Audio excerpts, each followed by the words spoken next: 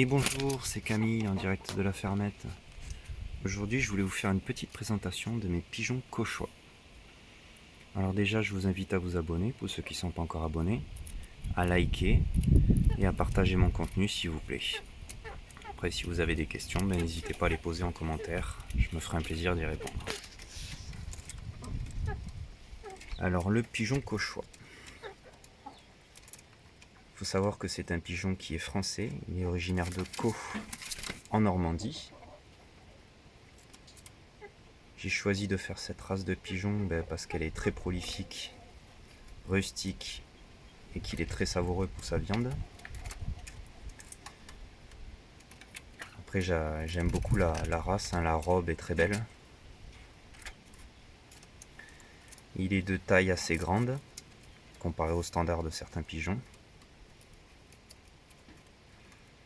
Et il produit de nombreux pigeonneaux par portée. Après, ce qui est bien, c'est les pigeons cauchois, ils s'occupent très bien de leurs pigeonneaux.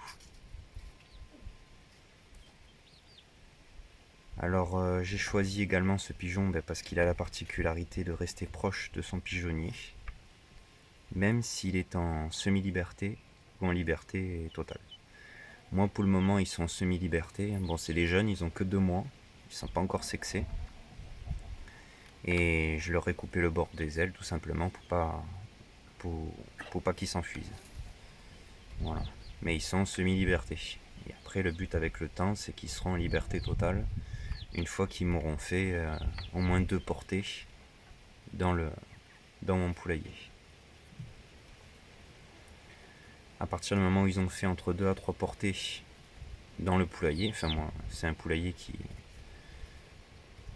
où j'héberge les poules, tout le monde vit en semi-liberté. C'est pas un pigeonnier à proprement dit. Mais à partir du moment où ils auront fait 2 ou 3 portées dans ce poulailler, du coup je les laisserai en liberté totale. C'est-à-dire que je ne couperai plus les ailes tout simplement, enfin le bord des ailes. Et ils pourront aller dans mon jardin, dans mon potager et revenir au pigeonnier, enfin au poulailler. Voilà. C'est très important, une fois qu'ils ont fait 2 ou 3 portées, au même endroit, ils savent que c'est chez eux, ils vont y revenir automatiquement. Voilà, bon, le but ce sera que je garde entre 3 et 4 couples pour mon autonomie, mes couples reproducteurs.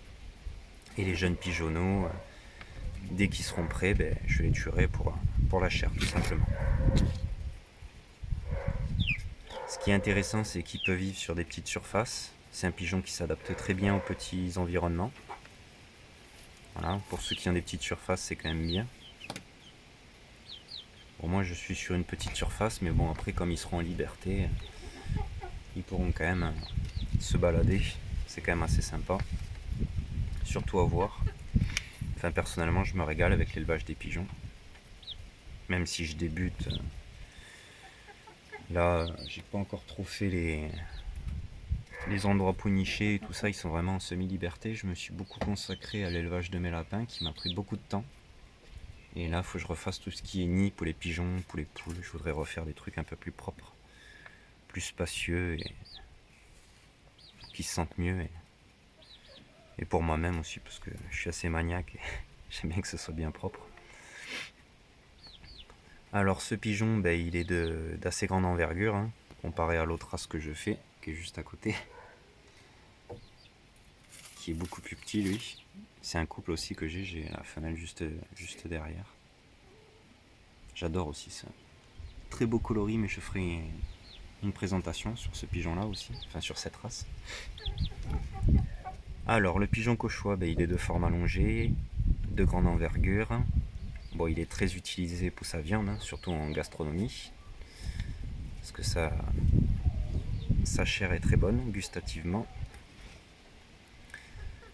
Après, il existe beaucoup de robes chez ces pigeons. Il y a les maillets jaunes, les maillets fleurs de pêcher, les barrets jaunes, barrets rouges, ou les maillets rouges à bavette. Ceux qui ont la robe rouge, ils sont très beaux. Franchement, et pour le moment, je n'ai trouvé que ce coloris de robe. Voilà, bon après ils sont plus races, c'est un éleveur passionné qui me les a vendus. Bon, si on veut avoir des coloris intéressants, ben, le but ce sera de faire des croisements bien sûr, hein, entre des coloris rouges et jaunes par exemple. Par exemple, le père sera rouge et la mère sera jaune. Ça va permettre d'avoir de belles robes pour que les futurs pigeonneaux aient des robes intéressantes, les plus colorées possibles. On veillera du coup que chacun des deux parents ait des coloris intéressants, changeant des coloris standards qu'on va retrouver. Bon, celui que j'ai là, c'est l'un des plus standards au niveau des robes. Bon, après, ces pigeons-là, comme la plupart des pigeons, ils sont essentiellement granivores. Moi, je les nourris de blé entier, principalement. Mais après, ils préfèrent les graines entières que les graines concassées ou en miettes. Ils les consommeront mieux. En complément, ben, je leur donne des coquilles d'huîtres concassées pour un apport en minéraux qui est suffisant. Enfin, pour pas qu'ils aient de carence en minéraux, tout simplement. Il y a un bon équilibre alimentaire. Bon, l'eau, bien sûr, elle devrait être propre et en quantité suffisante. Après, un pigeon, ça boit quand même beaucoup moins qu'un lapin. En comparaison, il n'y a pas photo. Ou que les cailles, aussi les cailles, ça boit beaucoup. Alors pour la nourriture des pigeonneaux, ben après, pour les jeunes pigeonneaux, c'est les parents par le lait. Enfin, en gros, c'est eux qui vont nourrir leurs pigeonneaux. Ils vont sécréter via le jabot du lait pour les nourrir. Du coup, il faudra seulement veiller à que les parents ne manquent de rien, qu'ils aient une alimentation très équilibrée, sans carence, pour avoir des pigeonneaux en bonne santé et qui grandissent bien. Après, je vous invite à faire cette race. Bon, il y a beaucoup de races de pigeons, il y en a vraiment des beaux, hein, franchement. Là, celui juste à côté que j'ai là, l'autre race de pigeons que je fais, je l'ai eu d'un autre éleveur. Et lui, il a une vingtaine de races différentes de pigeons. Et il a des races vraiment intéressantes qui sont plus pour l'ornement ou pour la chair, ça dépend lesquelles.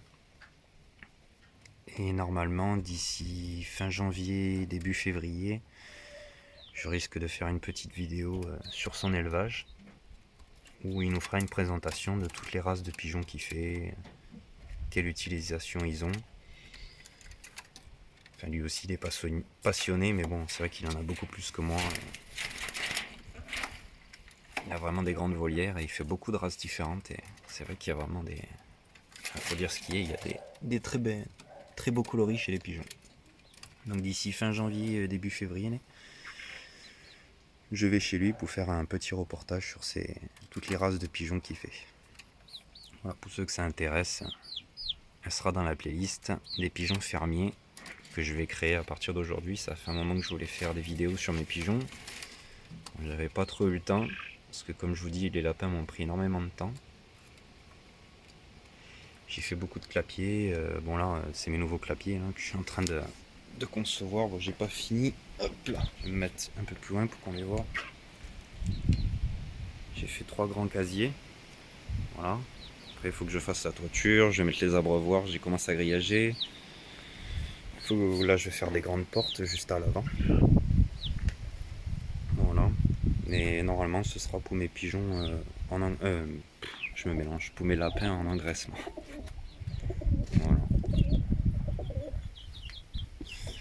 Voilà. Voilà. Ce qui est bien, c'est qu'ils s'entendent plutôt bien. Hein. J'avais peur qu'ils se disputent au début. Je pense qu'en grandissant, ça va venir dès qu'il y aura les mâles.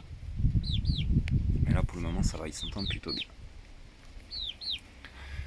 Voilà, c'était pour faire la petite présentation de mes pigeons cauchois que je suis très content d'avoir. Je me régale avec ces pigeons. Ils sont vraiment très beaux. J'ai hâte d'avoir des portées. Bon, ils font des portées un peu toute l'année, mais bon, c'est surtout printemps-été hein, principalement. L'hiver, avec le froid, ça stagne un peu plus. Hein, ils ont plus de mal au niveau des portées. Vous pouvez en avoir, mais bon, il n'y en aura pas autant qu'au printemps ou en été. Voilà. Ben, je vous remercie à tous ceux qui me suivent et n'hésitez pas à liker, partager et à aimer mon contenu, hein. Enfin, à commenter si vous avez des questions. Voilà. Allez, merci, bonne journée.